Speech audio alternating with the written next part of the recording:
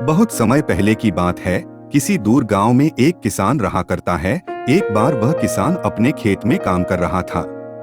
खेत में काम करने के द्वारा किसान को एक घायल नेवले का बच्चा दिखाई दिया। उस किसान को उस जख्मी नेवले के बच्चे पर बहुत ही दया आ गई। वह किसान उस नेवले के बच्चे को अपने साथ अपने घर ले गया। वह किसान घर पहुंचकर उस नेवले के बच्चे के जख्मों पर मलहम लगाया। अब वह किसान सोचने लगा कि अगर मैं उसे जंगल में छोड़ दूंगा तो यह मर भी सकता है। मुझे कुछ समय इसको अपने साथ रखना चाहिए। जब यह स्वस्थ हो जाएगा तो फिर मैं इसे जंगल में छोड़ दूंगा। फिर उस किसान ने उसे अपने घर में रखकर पालने का सोचा, पर इस पर उस किसान की पत्नी राजी नहीं थी, क्योंकि उसके घर में 2 महीने का बच्चा था। पर उस किसान ने अपने पत्नी को इसे रखने के लिए मना लिया, यह कहते हुए कि यह हमारे बच्चे का कुछ नहीं करेगा। अब वह नेवले के बच्चे को अपने साथ ही रखने लगे। वह उस नेवले के बच्चे को बहुत ही प्रेम भी करते थे, उसे भर पेट खाना देते। उसकी पत्नी भी उस नेवले पर विश्वास करने लगी थी। करीब 1 महीने बाद की बात है। किसान अपने काम पर चला गया। उस किसान की पत्नी भी अपने बच्चे को घर पर छोड़कर पानी भरने चली गई।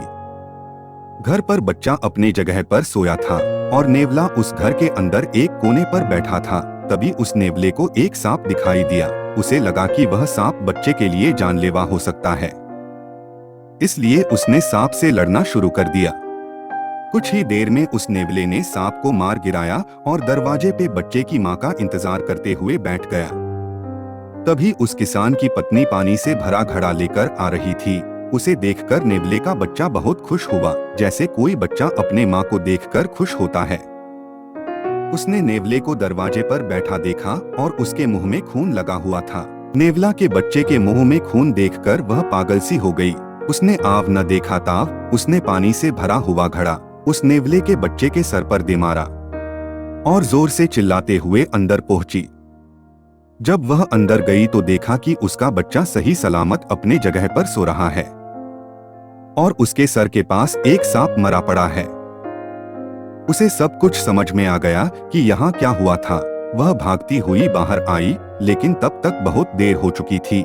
नेवले का बच्चा सर पर घड़ा गिरने की वजह से मरा पड़ा था। यह देख किसान की पत्नी जोर जोर से रोने लगी। अब उसे अपने किए पर पछतावा हो रहा था। उसे पछतावा था कि क्यों उसने पहले सब कुछ नहीं जाना।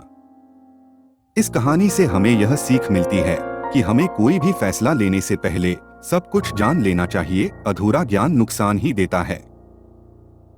दोस्तों, आपको यह कहानी कैसी लगी हमें कमेंट करके जरूर बताना और इसी तरह की वीडियोस पाने के लिए चैनल को लाइक और सब्सक्राइब जरूर करें। धन्यवाद।